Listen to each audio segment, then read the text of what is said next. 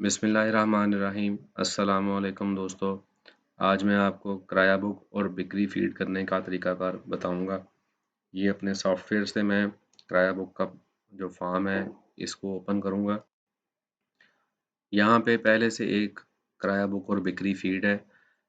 मैं अपने कीबोर्ड से F8 का बटन दबाऊंगा। अगर लैपटॉप है तो फंक्शन प्लस F8 का बटन दबाऊंगा, या ये टूल बार से मैं एग्जीक्यूट क्यूरी का बटन दबाऊंगा।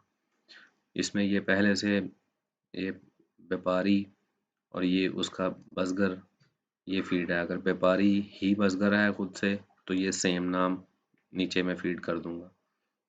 और अगर इस व्यापारी का मुकम्मल बिल मैंने देखना हो जिसमें मार्के की तफसील नहीं होगी, इसकी अंदर जितने भी बसगर, अगर यहाँ पे और भी एक बसगर है, यहाँ पे 3-4 बसगर हैं, फिर भी इसकी मुकम्मल तफसील जो है उस एक बिल में इस बटन से आप देख सकते हैं। इसमें मार्का आपके पास शो नहीं हो रहा होगा, इसमें इसकी जितने भी तफसील है माल की वो आ रही होगी। अगर मैंने इस एक बसगर की मार्के के साथ तफसील देखनी है तो ये बटन दबाऊंगा। इससे मैं ये इसका मार्का आ रहा होगा, इससे मैं सिर्फ उस एक बसगर के माल की तफसील देख सकूंगा। अब अगर मैंने नया बिल चढ़ाना है, नई किराया बुक और बिक्री चढ़ानी है, तो मैं यहाँ पे फॉर्म खोलूँगा। यहाँ पे आके मैं व्यापारी ले लूँगा।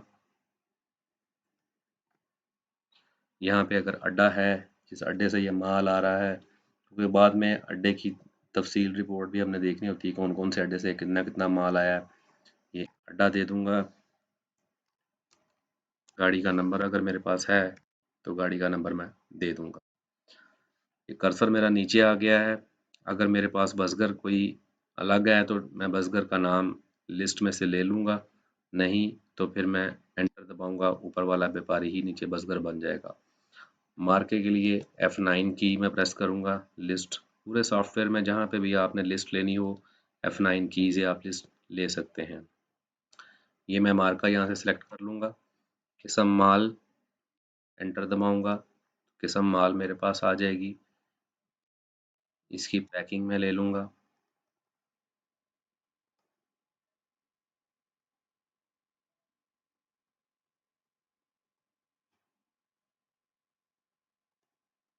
ये मैंने पैकिंग ले ली, इसकी तादाद दे दूँगा।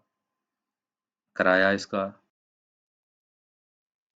मार्केट फीस, मुंशियाना, वापसी खर्चा। अगर कोई कस्टम का खर्चा है तो कस्टम का खर्चा दे दूँगा मैं। स्टोर में अगर ये माल लगा था तो स्टोर का किराया मैं दे दूँगा। स्टोर का नाम। ये एक पूरे मार्के की तफसील मुकम्मल हो गई। अब मैं नीचे आके इस माल को बेचने की तरफ चला जाऊँगा। यहाँ पे मैं ग्राहक का नाम ले लूँगा। अगर मेरी आइटम फ्रूट के काम में आइटम जो है वो नीचे भी हमने देना होती है, क्योंकि अगर ऊपर हमारे पास जैसे मिसाल के तौर पे आम का काम है तो ऊपर हम सिर्फ यहाँ पे किस्म माल में आम लिखेंगे और नीचे आम की किस्म दशहरी है, चौसा है, जौन सा भी है वो हमने किस्म माल उसकी बतानी है। बाकी आम के अलावा ज़रूरत नहीं पड़ती है तो यहाँ पे मैं अनार ही फिर दे दूँगा। यहाँ पे तादाद व्यापारी है, ये 50 साल के तौर पे ये 2500 में सेल हुआ है। तादाद ग्राहक 2500। लागा जो हम पैकिंग में दे के आए थे वो लागा सिस्टम ने ऑटोमेटिकली ले लिया है। कमीशन भी हम किस्म माल में दे के आए थे, कमीशन भी सिस्टम ने ले ली है। अब आगे अगर नकद बिका है तो ज़ीरो दबा के मैं एंटर दबाऊंगा, नकदी आ जाएगी। फिर मैं किस्म माल यहाँ से लूँगा।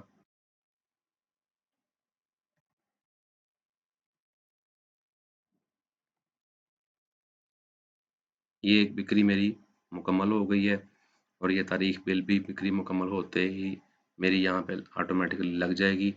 F10 से मैं इसे एक बार फिर से सेव कर लूँगा। ये रिफ्रेश के बटन से मैं रिफ्रेश भी कर लूँगा। ये मेरी सारे खर्चों की तफसील आके साफ़ी बिक्री ये बन जाएगी और यहाँ से मैं इसका बिल ले सकूँगा। इस बिल का ये ऊपर वाला हिस्सा खाली है, इसमें आप अपनी मर्ज़ी का अपना लोगो वो लगवा सकते हैं या आप अपने प्रिंटेड बिल पे इस बिल की सेटिंग करवा सकते हैं। ये जो सेटिंग पहले से सॉफ्टवेयर में की हुई है इसको ख़त्म कर दिया जाएगा और आपके प्रिंटेड बिल पे इसकी सेटिंग हो जाएगी।